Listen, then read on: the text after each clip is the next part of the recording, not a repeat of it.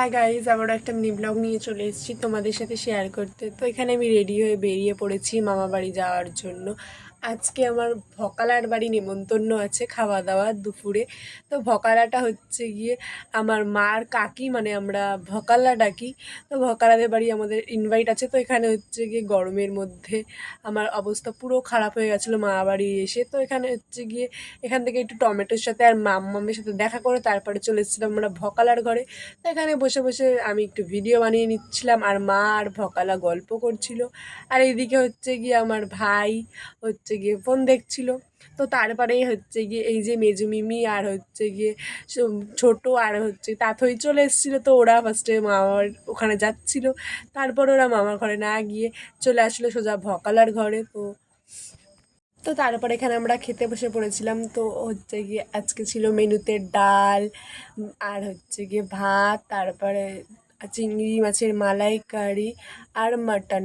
আর এইটা না আমার খুব স্বভাব আছে, হচ্ছে গিয়ে এটা আমি একটু বেশি বলি, এর জন্য আমি ঝাড়ও খাই বাড়িতে, কিন্তু তাও আমার এই হচ্ছে গিয়ে এই কথাটা আমি ভুলতে পারি না গাইজ। তো তারপরে এখানে হচ্ছে গিয়ে বড় মিমিকে ভিডিও কলিং করে নিয়েছিল। বড় মিমির জন্য খুব মনটা খারাপ লাগছিল, কারণ এত দূরে থাকে, কোনো কাজে ঠিকঠাকভাবে আসতে পারে না।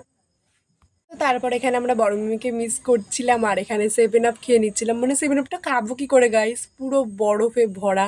তো তারপর এখান থেকে হচ্ছে কি কোনো রকম করে একটু অল্প অল্প করে আমরা সবাই মিলে খেয়ে নিচ্ছিলাম। তো তারপরে এই যে ভাই ঠাকমা মিলে বেরিয়ে পড়েছি, মানে হচ্ছে গিয়ে আমরা ঠাকমার বাপের বাড়ি যাব গাইস। তো এই যে এখানে সবাই পেছনে আছে, তো আমি এখান থেকে ভিডিও বানাতে বানাতে যাচ্ছি, আর ঠাকমা সবার আগে, তার কারণ ঠাকমার মনটা আজকে খুশি, এতদিন পর বাপের বাড়ি যাচ্ছে বলে কথা।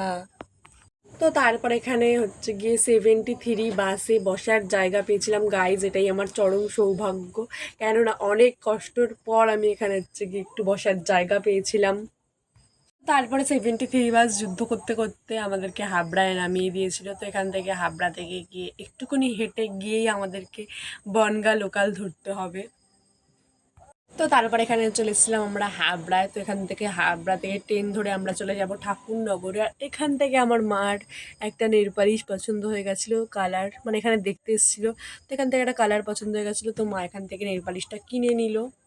তারপরে বনগাঁ লোকাল এতদিন শুনেছি যে খুব ভিড় হয়, খুব ভিড় হয়, তো আজকে সেটা প্রমাণ পাচ্ছি গাইস। তো এখানে বসার জায়গা পাইনি, দাঁড়িয়েই ছিলাম। তো তারপরে এখানে একটা কাকু উঠে গিয়ে আমাকে একটু বসতে দিয়েছিল, তো এখানে আমি বসেছিলাম, আর তার কিছুটা পরেই আমরা নেমে যেতাম। তো এখানে বসে বসে আমি একটু ছোলা মাখা খেয়ে নিচ্ছিলাম।